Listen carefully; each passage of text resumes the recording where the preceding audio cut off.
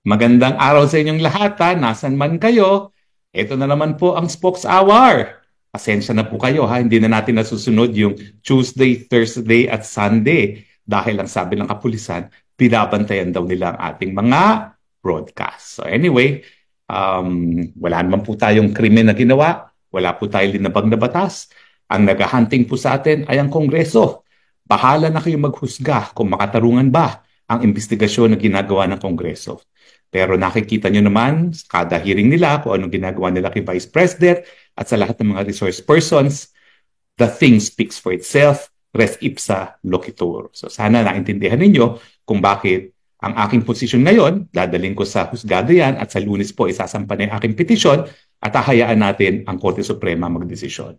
Bilang isang alagad ng batas, officer of the court, susunod po tayo kung ano man ang maging desisyon ng Korte Suprema. Pero ngayong araw, pag-usapan po natin ang tatlong bagay. Si Ace Barbers, si VP Sara, at ang Maisog Rally ngayong hapon. Ace Barbers, nagpa-interview po siya. At ang mga sinabi niya, yung misis ko daw incorporator sa Lucky South. Unang-una. Pangalawa, dami daw ebidensya na ako ay talagang dawit sa Lucky South. At pangatlo, syempre, ang sinabi niya na yung misis ko ay pumunta sa Singapore para tumakas. Well, Ace, alam mo, nagugulat ako dahil nung kami na may magkasama sa Kongreso, wala kami masamang tinapay niyan. At nagugulat na lang ako na talagang ibang mga sinasabi niya ngayon. Naintindihan ko naman yan. Utos yan ng speaker na talagang gisahin si Harry Roque dahil pinagbibintangan nga tayo sa maraming bagay. Yung pulveronic video at saka yung picture kung saan lumalabas kung sino ang king and queen ng Pogo. Pero ganun pa man, uulitin ko po ha. Kung sa akin ang galing yan, paano naman sa akin makakarating yan? Tanging mga napakalapit lang kay Presidente, merong ganyang access para makunan siya habang sumisinghot ng pulboronic.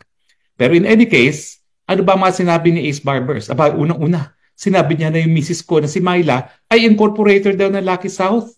Sus Mariosep naman, Ace. Ang Senado, ang Kongreso, ilang beses na inulit-ulit kung sino mga incorporators ng Lucky South. Wala po doon ang pangalan ni Myla Roque. Sana patas lang tayo, no? Dahil paano pa na maniniwala ang mga tao sa mga investigasyon ng Kongreso kung puro kasinungalingan ang sasabihin ng mga kongresista? Ilang beses na po yan na isigwalat kung sino ang mga incorporators ng Lucky South. Hindi po dyan kasama ang aking may bahay. Ang aking conclusion ngayon, talaga nagkakalat na lang sila ng kasinungalingan dahil naniniwala sila kung paulit-ulit nila ikakalat yung kasinungalingan, baka maniwala ang taong bayan. Pero mabuti na lang po, televised lahat ng hearing no? ng Quad. No? Nakikita nyo kung paano sila maging mapang-api sa mga witnesses at paano nila abusuhan ng kanilang kapangyarihan na mag-imbestiga. No? Pero malinaw po doon, walang kahit anong ebidensya na nagpapakita na naging incorporator ang misis ko. Ang tanging involvement ng misis ko doon sa aming pamilyang korporasyon na nagmamay-ari ng bahay sa Baguio. Pangalawa, meron nga pong nahuling puganting Chino doon. Pero wala po siyang kinalaman sa Pogo. Napakita naman po, no, na-publish naman po yung red alert ng Interpol. Wanted po yung Chino na yon para sa financial crimes sa China. Hindi po dahil sa Pogo. Wala pong kahit anong ebidensya na yung taong yon ay may kinalaman sa Pogo.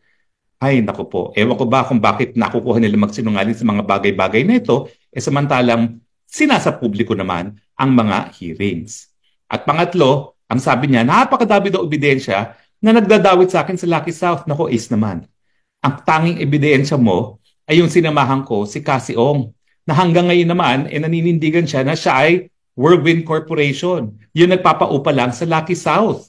At na malinaw naman na sinamahan ko siya para magkaroon ng rescheduling of payment. Walang kinalaman sa lisensya. Ang hirap, pag paulit-ulit na sinabing kasinungalingan, pati sila naniniwala na sa kasinungalingan.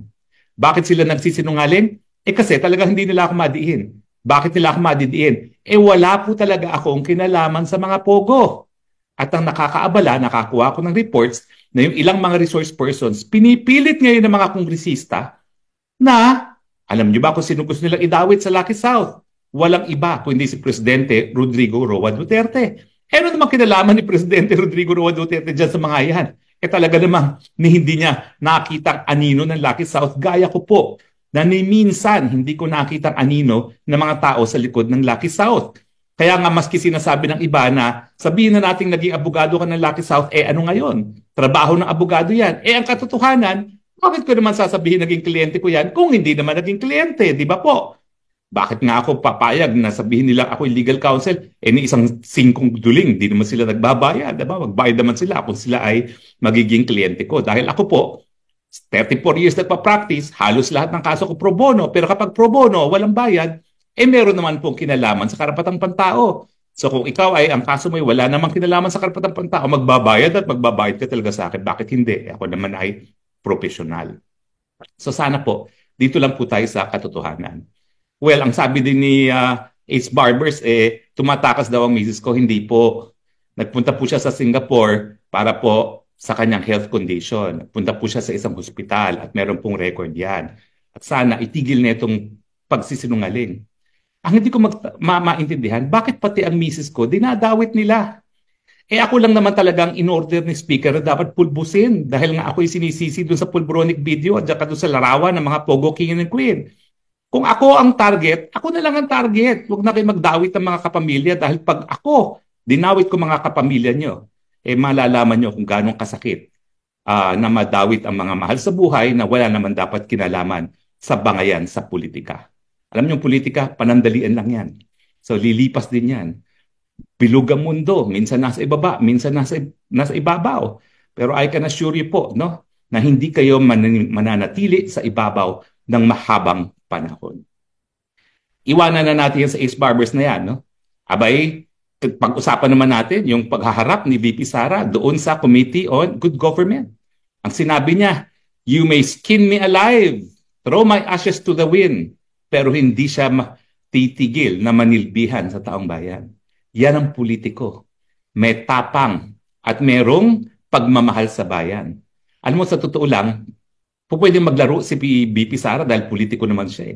Pwede siya mambigay ng mga pangako na pwede naman niyang baliin dahil sa larangan ng politika, talaga namang ordinaryo yan ng mga ngako. Sige na, wag mo na akong ipitin. Ito gagawin ko para sa'yo. Pero walang ganun si VP Sara. Walang kompromiso na ginawa. Hinarap niya.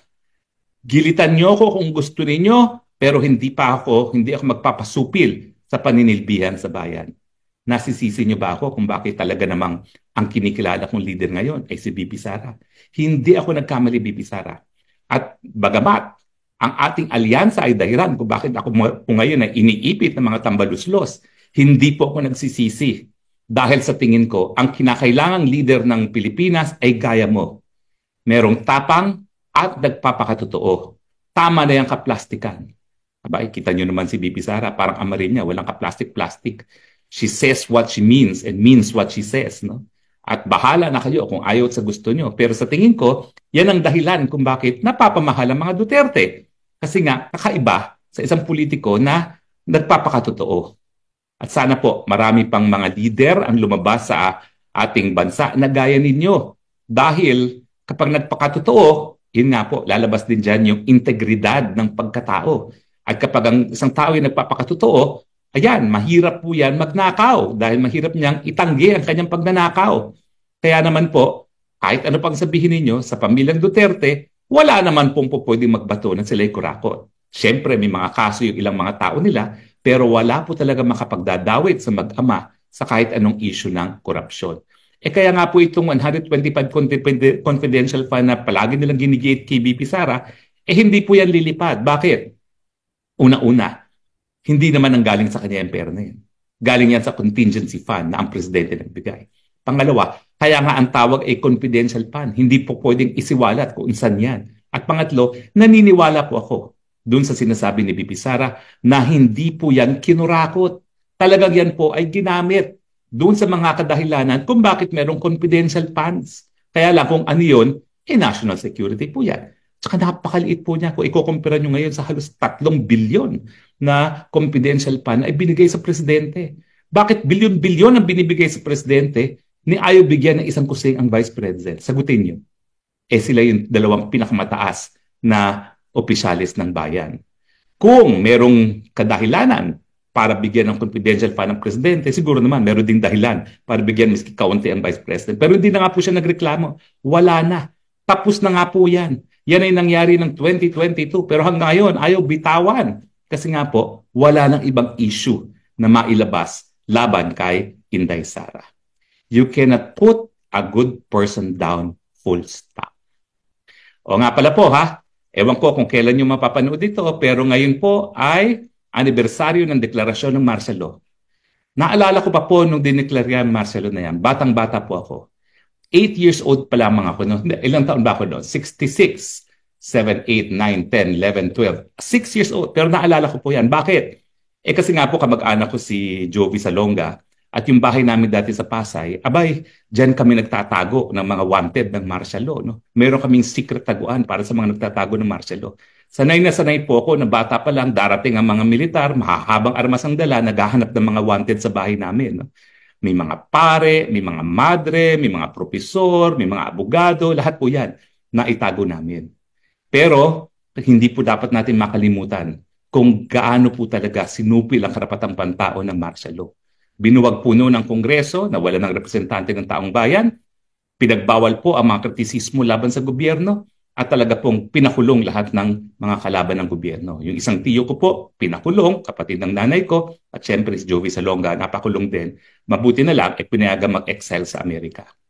Pero sana po, wag nang maulit muli yan. Pero ang nangyayari po talaga ngayon, parang nauulit ang kasaysayan. Wala nga lang deklarasyon ng martial law, pero nakikita nyo, sinusupil lahat ng kritiko. Nagsimula sa SMNI, no?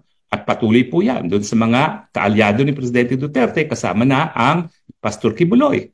Kasama na ako at iba pang mga nagsasalita laban sa gobyerno. At syempre po, ang pagkakaiba, ngayon po kasi kapag nagdeklara ng martial law, po pwede mapawalang bisaya ng Kongreso at ng Hudikatura. Pero habang hindi nagdedeklara ng martial law, hindi po pwede mapawalang bisa. Walang judicial, walang congressional review. Hindi na bali yung congressional review dahil alam nating hawak naman ni Mr. Espeker ang ating Kongreso. Pero naniniwala pa rin ako sa integridad ng ating hudikatura. Kaya naman po, naniniwala ako na magkakaroon tayo ng katarungan habang ang hudikatura ay nananatiling independyente. Kaya nga po, sana wala nang marami pang mag-retire dyan sa hukuman na yan. Isa lang po mag-retire dyan ang alam ko o dalawa no? Sa darating na mga taon. No? Pero ibig sabihin, karamihan pa rin po ay mga independyenteng mga maestrado. Sana po nga, manatiling independyente ang hudikatura dahil sila na po talaga ang ating pinakaaasahan sa panahon na may banta sa demokrasya. Kaya nga po ako, aking paninindigan, susunod ako sa magiging desisyon ng hudikatura. No? Kung sasabihin nila na dapat i-present ako mga dokumento, susunod po ako dyan. Pero hanggang hindi po magsalita ang hudikatura, hayaan po natin silang magdesisyon. Dahil ako naman po, meron din akong paninindigan na labag sa aking karapatan na i-produce yung mga dokumentong hinihingi ng Kongreso dahil nga po walang kinalaman niya mga bagay-bagay na yan sa Pogo at naghahanap lang sila ng butas. O nga pala po pati BIR pinahabol na ako ngayon. No? Pero ano naman ang gagawin ko kung wala talaga akong kita ng malaki na pagbabayaran ng buwis. No? So wala po tayong magagawa dyan unless mapakita nila na meron akong kita na hindi rin-report. Wala naman po talaga. Dahil nung nakalipas sa mga taon, ang aking kita lamang ay talagang kita sa gobyerno at matapos ko umalis ng Kongreso, syempre konti lang kita ko dahil bago pa lang ako bumalik sa practice. So, ngayon pa nga lang bumabawi, natigil pa. So, naniniwala po ako na wala rin pong mangyayari dyan sa kanilang investigasyon na yan, maski pagdating sa BIR. Anyway, nasa mabuti naman po akong kalagayan, so wag po kayo mag-alala. Tayo po ay nananatiling, nananampalataya na mabibigyan ng katarungan ng hukuman at naniniwala po tayo na sa demokrasya, pakikinggan ang boses nating lahat. Pero dahil nga po ngayon ay anibersaryo ng deklarasyon ng martial law, meron po tayong maisog. Ito po ang pinakamalaking rally ng maisog. Hindi ko naman po sinasabi na kung kayo maligaya sa gobyernong ito, kayo pumunta. Hindi po. Ang karapatan ng malayang pagtipon-tipon para ilabas ang hinaing laban sa gobyerno, yan po ay karapatan natin na nakasaad sa saligang batas. Kaya nga po sa mga panahon ngayon, kung sa tingin ninyo ang gobyerno ay hindi gumagawa ng sapat para sa mga problemang unang-una, mataas na presyong bilihin, kakulangan ng trabaho, mababang sweldo, korupsyon, yan po, lumantad na po kayo. Kasi ang sinasabi nila, habang hindi lumalamtad sa kalye ang mga Pilipino dahil sa ating kasaysayan ng people power, mukhang happy tayo sa ating mga buhay. Alam ko po na marami sa inyo nakikiisa sa Maisog sa pamamagitan ng internet.